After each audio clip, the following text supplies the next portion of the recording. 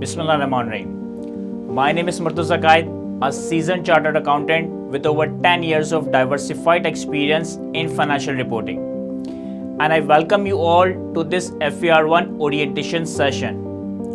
जो सब्जेक्ट आज हम डिस्कस करेंगे उसका नाम है financial accounting and reporting 1, in short FAR1। और आज के इस डिस्कशन में हम इस सब्जेक्ट के हर पहलू को देखेंगे, जैसे कि FAR1 का कोर्स कंटेंट क्या है, इस सब्जेक्ट का डिफ़िकल्टी लेवल क्या है, इस पेपर में ICAP के एग्जामिनर की आपसे क्या एक्सपेक्टेशन है, FAR1 का पासिंग परसेंटेज कितना है और इस पेपर का ओवरऑल स्ट्रक्चर किस तरह का है। और सबसे आखिर में मैं आपके साथ एक मुकम्मल कंप्लीट स्टडी प्लान शेयर करूंगा, that is our smart study plan, ताकि आप इस सब्जेक्ट की तैयारी अपने आने वाली अटेम्प्ट के लिए अच्छे तरीके से कर सकें। FAR1 का ये सब्जेक्ट कैफ के ग्रुप ए के 4 सब्जेक्ट्स में से एक है और FAR1 का एक अलग ही लेवल है। इस सब्जेक्ट की सोफिस्टिकेशन और एक्सेलेंस बहुत ही ज़्यादा बेहतरीन है। It is one of the remarkable paper you can think of. अगर मैं FAR1 के कोर्स को ब्रॉडली कैटेगराइज करूं तो इसमें ये 3 मेजर एरियाज हैं। सबसे पहले हमारे कोर्स का एक मेजर एरिया है प्रिपरेशन ऑफ फाइनेंशियल स्टेटमेंट्स, और इस एरिया की वेटेज तकरीबन 35 से 45 मार्क्स तक की है। इस एरिया में हमने कुछ 5 से 6 अकाउंटिंग के स्टैंडर्ड्स कवर करना है जो कि ओवरऑल फाइनेंशियल स्टेटमेंट्स की प्रिपरेशन में हमें हेल्प करेंगे। लाइक आपने अपनी इंट्रोडक्शन टू अकाउंटिंग की स्टडीज में थोड़ा बहुत जनरल एंट्रीज देखी होंगी, ट्रायल बैलेंस का आइडिया होगा, बैलेंस शीट और इनकम स्टेटमेंट बनाना सीखा होगा। इसी तरीके से इस एरिया में हम फाइनेंशियल स्टेटमेंट्स की 2 statements, number 1 statement of changes in equity and number 2 cash flow statements, in 2 statements की प्रिपरेशन को सीख रहे होंगे। इसके साथ इस एरिया में कुछ कनेक्टेड स्टैंडर्ड्स हैं, जैसे कि IAS 8, जिसमें हम अकाउंटिंग पॉलिसीज, अकाउंटिंग एस्टिमेट्स और एरर की करेक्शन वगैरह के रूल्स कवर करेंगे। और इसके साथ ही इस एरिया में एक बहुत ही इंपॉर्टेंट टॉपिक है और वो है accounting for non profit organisation. Basically जितने भी ये फलाई इदारे होते हैं ना, जैसे कि एदी फाउंडेशन हो गया, शौकत खानम हॉस्पिटल हो गया, चीपा फाउंडेशन हो गया, तो ये सारे फलाई इदारे जिसे हम नॉन प्रॉफिट ऑर्गेनाइजेशंस कहते हैं, इनके फाइनेंशियल स्टेटमेंट्स को किस तरह से प्रिपेयर किया जाता है, इनके फाइनेंशियल स्टेटमेंट्स किस तरह से बनाए जाते हैं, ये वो टॉपिक है जिसमें आप ये चीज कवर कर रहे होंगे।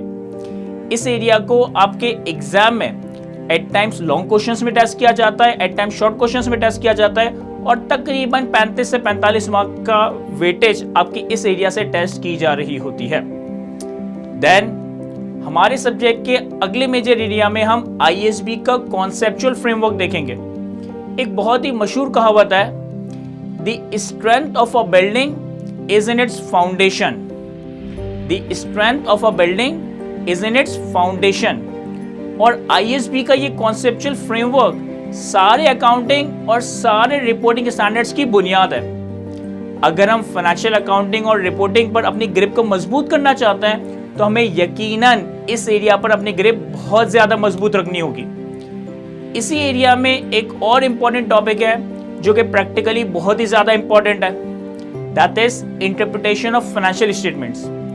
रीजन बीइंग कि हम जो कंपनी के किसी भी एंटिटी के फाइनेंशियल स्टेटमेंट्स बनाते हैं वो कंपनी के इन्वेस्टर्स के लिए बना रहे होते हैं, कंपनी के शेयर होल्डर्स के लिए बना रहे होते हैं, कंपनी के डिफरेंट तरह के स्टेक होल्डर्स के लिए बना रहे होते हैं। तो इस एरिया में हमें यह बताया जाएगा कि फाइनेंशियल स्टेटमेंट्स को रीड कैसे किया जाता है, फाइनेंशियल स्टेटमेंट्स को इंटरप्रेट कैसे किया जाता है, फाइनेंशियल स्टेटमेंट्स को कैसे समझा जाता है और कैसे किसी ऐसे बंदे को समझाया जाता है जिसका अकाउंटिंग की फील्ड से कोई ताल्लुक ना हो। भाई कंपनी के स्टेक होल्डर्स तो डॉक्टर्स भी हो सकते हैं, लॉयर्स भी हो सकते हैं, इंजीनियर्स भी हो सकते हैं जिन्होंने कंपनी के शेयर्स में इन्वेस्टमेंट की हो। तो एक नॉन अकाउंटेंट को फाइनेंशियल अकाउंटिंग या फाइनेंशियल स्टेटमेंट्स किस तरह से एक्सप्लेन करना है, किस तरह से समझाना है, ये बेसिकली आप इस टॉपिक में कवर करोगे। और इसी एरिया में हमारे पास एक स्टैंडर्ड है IAS 33 अर्निंग पर शेयर के नाम से, जिसमें बेसिकली हम ये कैलकुलेशन देख रहे होते हैं कि कंपनी के हर शेयर होल्डर ने कंपनी के हर शेयर के बदले कितनी इनकम, कितना प्रॉफिट जनरेट करके दिया है। इस सेकंड एरिया की वेटेज तकरीबन 20 से 30 मार्क्स की आपके एग्जाम में। देन हमारे कोर्स का जो अगला मेजर एरिया है वो है अकाउंटिंग फॉर फाइनेंशियल ट्रांजैक्शंस, और इस एरिया में हम तकरीबन 5 अकाउंटिंग स्टैंडर्ड्स को कवर करेंगे जो कि लार्जली नॉन करंट एसेट से पर्टेन करते हैं, जिसमें हमारे पास IAS 16 है property plan and equipment, IAS 23 है बोरिंग कॉस्ट, IAS 20 है गवर्नमेंट ग्रांट, IAS 40 है इन्वेस्टमेंट प्रॉपर्टी और IAS 36 है इम्पेयरमेंट ऑफ एसेट्स। हमारे स्टडी टाइम का लगभग 30 से 35% हिस्सा इन अकाउंटिंग स्टैंडर्ड्स को कवर करने में लगेगा और हमने इन सारे इंपॉर्टेंट स्टैंडर्ड्स की कॉम्प्रिहेंसिव कवरेज करनी है, कॉन्सेप्चुअली भी और प्रैक्टिस भी, क्योंकि ना सिर्फ ये हमें अपने एग्जाम में अच्छा स्कोर हासिल करने में हेल्प करेंगे, बल्कि हमारा जो प्रोफेशनल करियर है इसमें भी हमें आगे बढ़ा रहे होंगे। FAR1 के ओवरऑल कोर्स कंटेंट को देखते हुए ये पेपर बहुत ही ज़्यादा चैलेंजिंग लगता है, बहुत ही ज़्यादा मुश्किल लगता है।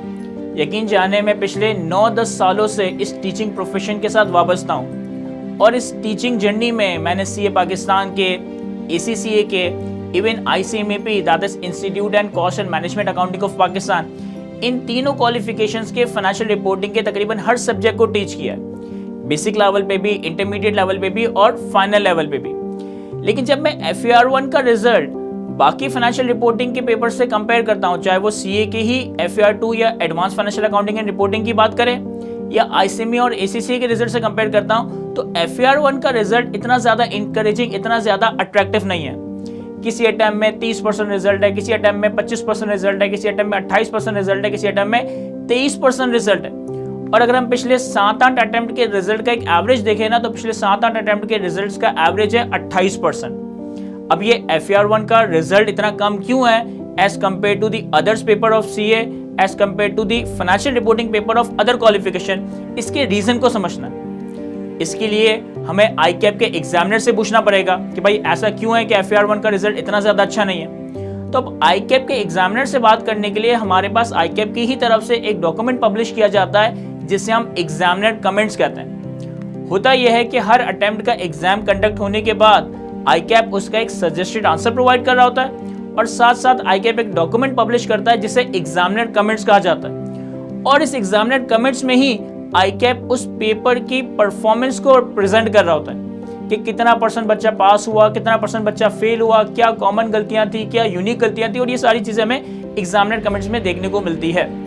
तो मैं पिछले 8-10 अटेम्प्ट के एग्जामिनर कमेंट्स को गो थ्रू कर रहा था, तो उसमें कुछ रीजंस हमने आइडेंटिफाई किए। सबसे पहले तो ICAP ने हर अटेम्प्ट में ही एक बात ये कही कि तकरीबन 20-25% बच्चा तो ऐसा होता है जिनके मार्क्स 10 से कम है, 15 से कम है, 5 मार्क्स भी ऑब्टेन नहीं कर सके। तो ऑब्वियसली अगर एक स्टूडेंट पेपर में अपेयर हो रहा है और 5, 10, 15 मार्क्स भी ऑब्टेन नहीं कर पा रहा, तो इसका मतलब ये है कि ये वो स्टूडेंट है जिसने कोई प्रिपरेशन ही नहीं की, बस फॉर्मेलिटी के लिए जाकर या प्रेजेंट मार्क करने के लिए एग्जाम में अपेयर हो गया। तो ऑब्वियसली उन 15-20% बच्चों को तो पहले ही हमें बाहर कर देना चाहिए, क्योंकि उन्होंने तो प्रिपरेशन ही नहीं की थी, बस प्रेजेंट लगाने के लिए एग्जामिनेशन हॉल में बैठ गए। इसके अलावा जब हम रिमेनिंग स्टूडेंट्स का पोस्टमार्टम करते हैं, रिमेनिंग स्टूडेंट्स को एनालाइज करते हैं, तो एग्जामिनर तकरीबन हर कमेंट में एक बात ये करता है कि वो स्टूडेंट्स जिन्होंने इंट्रोडक्शन टू अकाउंटिंग PRC का पेपर क्लियर किया, उनका FAR1 का रिजल्ट बेहतर है बनिस्बत उन स्टूडेंट्स के जिनका PRC का इंट्रोडक्शन टू अकाउंटिंग का पेपर एग्जाम था। देखें, CA में जब आप ग्रुप A तक एंटर हुए, ग्रुप A तक पहुंचे हो, तो आप में से कुछ स्टूडेंट्स ऐसे होंगे जिनका PRC में इंट्रोडक्शन टू अकाउंटिंग का पेपर एग्जाम था, इंटरमीडिएट की किसी पेपर की वजह से या कैम्ब्रिज की किसी पेपर की वजह से। और कुछ स्टूडेंट्स ऐसे होंगे जिन्होंने नॉर्मल रूट में इंट्रोडक्शन टू अकाउंटिंग का पेपर क्लियर किया होगा और अब वो FAR1 की अटेम्प्ट देने लगे हैं। तो ICAP का एग्जामिनर अपनी एग्जामिनर कमेंट्स में ये बात रिपीटेडली कहता है कि जिन लोगों का इंट्रोडक्शन टू अकाउंटिंग का पेपर एग्जाम था, उनका FAR1 में इतना अच्छा रिजल्ट नहीं है एज कम्पेयर टू उन स्टूडेंट्स के जिन्होंने इंट्रोडक्शन टू अकाउंटिंग पहले क्लियर किया और फिर FAR1 के पेपर में अपेयर हुए। अब इससे एक बात समझ आती है जो मैंने थोड़ी देर पहले एक कोटेशन के थ्रू कही थी, the strength of a building lies in its foundation. एक बिल्डिंग की फाउंडेशन कितनी ज्यादा स्ट्रांग है, कितनी ज्यादा मजबूत है, इसके ऊपर डिपेंड करता है कि बिल्डिंग कितनी ज्यादा स्ट्रांग बनने वाली है। तो जिन लोगों ने IAA के पेपर को प्रॉपर्ली पढ़ा, कॉन्सेप्चुअली चीजों को कवर किया और अब वो FAR1 में अटेम्प्ट होंगे, उनको इतनी ज्यादा मुश्किल फेस नहीं करनी पड़ेगी। लेकिन अगर आपका IAA का पेपर एग्जाम था या IAA का पेपर आपने पास तो कर लिया लेकिन इतनी अच्छी तैयारी नहीं की थी, तो आपको अपने बेसिक कॉन्सेप्ट्स के ऊपर अच्छा काम करना पड़ेगा। डेबिट क्रेडिट के rule, general entries, asset liability, income expense, इन सारी चीजों के ऊपर एक अच्छी कॉन्सेप्ट बिल्डिंग करनी होगी। और फिर इसके अलावा ICAP ने कुछ और प्रॉब्लम्स आइडेंटिफाई की अपने एग्जामिनर कमेंट्स में, जिसमें सेलेक्टिव स्टडीज है, जिसमें लैक ऑफ प्रैक्टिस है, जिसमें लैक ऑफ प्रेजेंटेशन है। अब देखिए सेलेक्टिव स्टडीज, हमारे पास FER1 के कोर्स कंटेंट में मिला जुलाकर कोई 12-15 टॉपिक्स हैं, और जब मैं इस सब्जेक्ट के पेपर के स्ट्रक्चर को डिस्कस करूंगा तो हमारे पेपर में तकरीबन 9 से 10 सवाल पूछे जा रहे होते हैं। तो ICAP का एग्जामिनर बड़ी चालाकी से इन 9-10 सवालों में आपका पूरा कोर्स ही टेस्ट कर लेता है। या तो एट टाइम्स एक सवाल में एक से ज्यादा स्टैंडर्ड टेस्ट कर लिया, या फिर एट टाइम्स एक MCQ के फॉर्म में किसी स्टैंडर्ड को, किसी चैप्टर को टेस्ट कर लिया। तो हमारे पास सेलेक्टिव स्टडी करने का तो कोई मार्जिन ही नहीं है। हमने 100% कोर्स कवर करना है, हमने सारे चैप्टर, सारे अकाउंटिंग के स्टैंडर्ड्स को कवर करना है, ताकि पेपर में कोई भी सवाल ऐसा ना हो जो कि हम अटेम्प्ट ना करने की पोजीशन में हो। तो हमने सेलेक्टिव स्टडीज किसी भी हाल में नहीं करनी, क्योंकि आपका एग्जामिनर 9-10 सवालों के अंदर आपके 12-15 सारे ही टॉपिक्स पूछ लेता है। फिर वो मसला आइडेंटिफाई करता है, lack of presentation, lack of practice. तो ऑब्वियसली हमें इस पेपर के लिए चीज़ों को कॉन्सेप्चुअली भी बहुत अच्छा समझना है, चीज़ों की बहुत ज़्यादा प्रैक्टिस करनी है, और चीज़ों को समझने के बाद, प्रैक्टिस करने के बाद अपनी एग्जामिनेशन शीट में, अपनी आंसर कॉपी में उसे किस तरह से प्रॉपर्ली प्रेजेंट करना है, किस तरह से अपने एग्जामिनर को कम्युनिकेट करना है, इन सारी चीज़ों पे हमें टाइम लगाना पड़ेगा, इन सारी चीज़ों पे हमें काम करना पड़ेगा। लेकिन ये सारी मुश्किलात के बावजूद यकीन जाने कि प्रॉपर प्लानिंग से चीज़ों को कॉन्सेप्चुअली समझकर और मैक्सिमम प्रैक्टिस करके हम इस सब्जेक्ट को आसानी पास कर सकते हैं। मैं आपको यकीन दिलाता हूं, आपको ये पेपर ना सिर्फ एजुकेशन पर्सपेक्टिव से बहुत ज़्यादा इंटरेस्टिंग लगेगा, साथ ही साथ आप इस पेपर को बहुत ज़्यादा एंजॉय भी करने वाले हो। और ये सब्जेक्ट आपके प्रोफेशन की बुनियाद है। एक सक्सेसफुल चार्टर्ड अकाउंटेंट बनने के लिए फाइनेंशियल अकाउंटिंग और फाइनेंशियल रिपोर्टिंग की स्किल्स का अच्छा होना, उनमें महारत रखना आपके प्रोफेशनल करियर के लिए बहुत ही ज्यादा जरूरी है। अब हम बात करते हैं कि हमने अपनी स्टडीज को कैसे लेकर चलना है। सबसे पहले हमने ये ओरिएंटेशन सेशन देखना है, फिर हमने स्मार्ट स्टडी प्लान को देखना है। इस स्मार्ट स्टडी प्लान को इस तरह से प्लान किया गया है, इस तरह से डिजाइन किया गया है कि आपका स्टडी शेड्यूल ऑप्टिमाइज हो सके। इसमें हमारे पास वीकली टारगेट्स आ रहे होंगे कि हर वीक हमने कौन से लेक्चर्स, कौन से चैप्टर्स को कवर करना है, कौन से अकाउंटिंग स्टैंडर्ड को कवर करना है, और किस तरह से एक प्रॉपर टाइम फ्रेम में हम कौन कौन से टॉपिक को कवर कर रहे होंगे। हमारी इन सारी डिस्कशन का ऑब्जेक्टिव है कि हमने FER1 के पेपर में बेस्ट स्कोर करना है, लेकिन इसके लिए हमें हर हफ्ते कम से कम एटलीस्ट 10 से 12 घंटे पढ़ना होगा। ये जो ऑनलाइन सेशंस हैं, ये जो स्मार्ट क्लासेस हैं, ये हमें फ्लेक्सिबिलिटी प्रोवाइड करते हैं, लेकिन हमें हर हफ्ते कम से कम 6 से 7 घंटों के लेक्चर्स कवर करने हैं, और साथ साथ 5 से 6 घंटों की सेल्फ स्टडीज करनी है, सेल्फ प्रैक्टिस करनी है, ताकि आपकी परफॉर्मेंस बहुत ज्यादा बेहतर हो सके। अब इन स्मार्ट क्लासेस को, जैसा कि मैंने आपको बताया, कि प्रॉपर वे में प्लान किया गया, डिजाइन किया गया, यानी कि लेक्चर्स को सोच समझकर एक सीक्वेंस में अरेंज किया गया है। चैप्टर्स को सोच समझकर एक सीक्वेंस में अरेंज किया गया है कि पहले कौन सा चैप्टर कवर करना है, फिर कौन सा चैप्टर कवर करना है, एंड सो ऑन।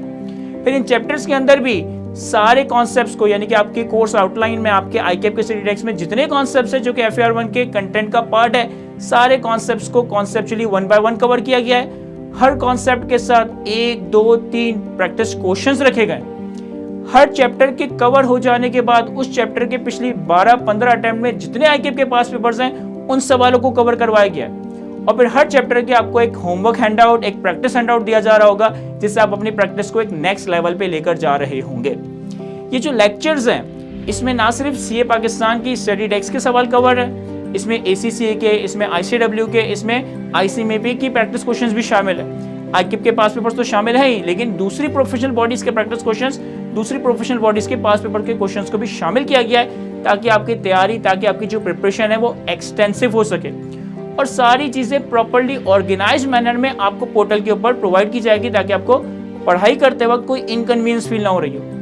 लेक्चर्स की अगर मैं बात करूं तो IQ के स्मार्ट क्लासेस में आपको हाई क्वालिटी, HD क्वालिटी के ऑडियो वीडियो के साथ लेक्चर्स प्रोवाइड किए जा रहे होते हैं, जिसमें आपके पास व्हाइट बोर्ड या नोट पैड के रिकॉर्डिंग्स वगैरह नहीं होगी, बल्कि एनिमेशंस के थ्रू, वीडियो ग्राफिक्स को इस्तेमाल करते हुए, आइकन्स को इस्तेमाल करते हुए, डिसीजन डायग्राम्स, ट्री डायग्राम्स को इस्तेमाल करते हुए आपको चीज़ों को कॉन्सेप्चुअली समझाने की कोशिश की जाएगी।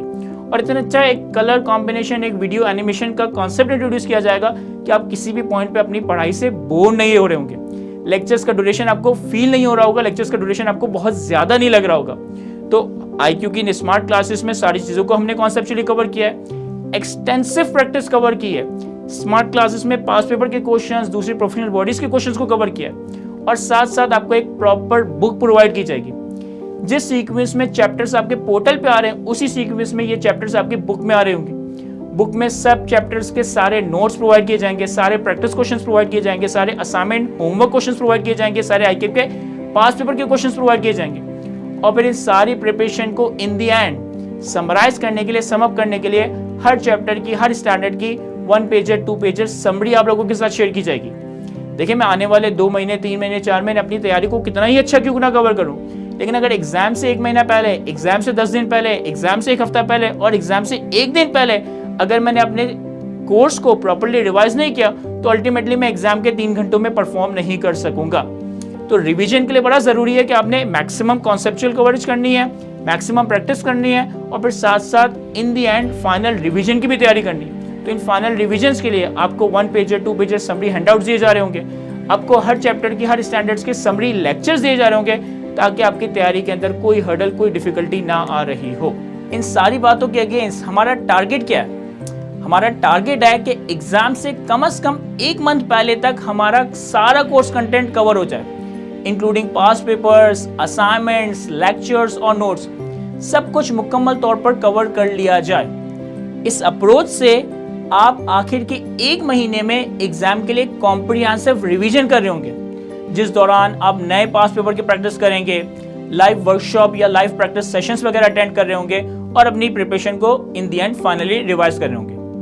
तो फाइनली आपकी जो ये स्टडी जर्नी है वो इस ओरिएंटेशन सेशन से स्टार्ट होगी। उसके बाद आपने स्मार्ट स्टडी प्लान को देखना है और फिर लेक्चर्स को दी हुई स्ट्रक्चर्ड सीक्वेंस में कवर करना है। इस सीक्वेंस को फॉलो करते हुए हम अपनी स्टडीज की इफेक्टिवनेस को मैक्सिमम लेवल पे ले जा सकते हैं। अगर किसी भी वक्त आपकी कोई भी क्यूरी हो, कोई भी कंफ्यूजन हो, आप हमेशा मुझसे और मेरे टीम मेंबर से व्हाट्सएप के जरिए कांटेक्ट कर सकते हैं। तो हमारी मोड ऑफ कम्युनिकेशन एक तो व्हाट्सएप के थ्रू हो रही होगी, जो भी डेली बेसिस पे हम पढ़ाई करते वक्त हमारी क्यूरीज या कंफ्यूजन क्रिएट होगी वो हम देन एंड देयर ग्रुप पर मुझसे या मेरे टीम मेंबर से व्हाट्सएप पे पूछ लेंगे। और इसके अलावा हमारा एक वीकली या fortnightly live Q&A session conduct हो रहा होगा, जिसमें आप फिजिकली या ऑनलाइन पार्टिसिपेट करके अपनी क्यूरीज को देन एंड देन रिजॉल्व करवा सकते हैं। याद रखें, किसी भी सब्जेक्ट में अपने ट्यूटर से टच में रहना बहुत ही ज्यादा इंपॉर्टेंट है। उन्हें अपनी प्रोग्रेस के बारे में अपडेट करते रहें, इससे आप होपफुली बेहतरीन रिजल्ट हासिल कर सकेंगे। हम FAR 1 के इस पेपर में मैक्सिमम स्कोर हासिल करने के गोल से किसी भी पॉइंट पे पीछे नहीं हटेंगे, ना आप पीछे हटेंगे ना ही मैं। अब अपनी डिस्कशन को कंक्लूड करने से पहले हम इस पेपर का एग्जाम स्ट्रक्चर, इस पेपर का पेपर स्ट्रक्चर पर भी बात कर लेते हैं। आपका जो FAR 1 का पेपर है वो 100 मार्क्स का है, जो कि 2 सेक्शंस में डिवाइडेड है। एक है सेक्शन ए और एक है सेक्शन बी, और दोनों सेक्शंस की वेटेज 50 मार्क्स की है। बाय द वे, आपके पेपर में सारे क्वेश्चंस कंपलसरी है, यानी कि आपने सारे क्वेश्चंस अटेम्प्ट करने हैं। सेक्शन ए में हमारे पास 5 से 6 शॉर्ट क्वेश्चंस आ रहे होते हैं, जिनकी वेटेज 8 मार्क्स की, 9 मार्क्स की, 10 मार्क्स की होती है। और लकीली हमारे पास सेक्शन ए में एक MCQ भी आ रहा होता है, जो कि तकरीबन 10-12 मार्क की वेटेज का होता है, जिसमें हमारे पास 8-10 MCQs होते हैं जिनमें हमने परफॉर्म करना होता है, और बाकी हमारे पास 4 से 5 शॉर्ट क्वेश्चंस होते हैं 8 से 10 मार्क का, 12 मार्क की वेटेज का। और सेक्शन बी में हमारे पास जनरली 3 क्वेश्चंस आते हैं जो कि लॉन्ग क्वेश्चंस होते हैं, जिनकी वेटेज तकरीबन 15 से 20 मार्क तक की होती है। एक और बात बताता चलो, FAR 1 के पेपर को पास करना, इवन इसमें मेरिट सर्टिफिकेट हासिल करना, बहुत से स्टूडेंट्स ने पास्ट में ये अचीव किया, ये हासिल किया है, तो आपको भी इसके लिए कोशिश करनी है। सही तरीके से अपनी स्टडीज को लेकर चलें और सारे सेशंस को ध्यान से अटेंड करें। वैसे तो मैं आपको सारा मटेरियल, सारे क्लास नोट्स प्रोवाइड करूंगा, लेकिन अपने जाती नोट्स जरूर बनाएं। आपको किसी एडिशनल स्टडी टेक्स्ट की जरूरत नहीं होगी, मगर आपके जाती नोट्स आपको रिवीजन में बहुत ज्यादा हेल्प कर रहे होंगे। इसके साथ ही I am signing off. Wish you all the best in your studies. Thank you.